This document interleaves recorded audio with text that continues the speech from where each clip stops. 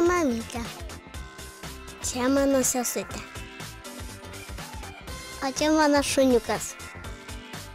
Čia mano tėvelis. Čia aš. Su mamytė būnu kartais namuose, mes piešiame. Tai mano šeima. Mes to didžiuojamės ir esame labai laimingi. Ar atsimeni, kai prieš 40 metų mes sukūrėme šeimą?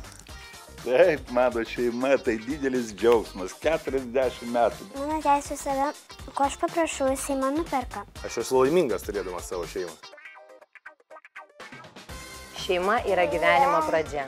Mano anūkai tikrai išmoks mylėti ir gerbti savo tėvynę.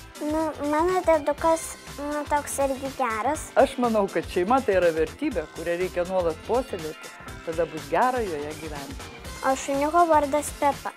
Lūna. Jau greitai spalio 18 dieną naujajame LRT televizijos sezone didysis šeimų išbandymas. Te gyvuoja šeiminėlė.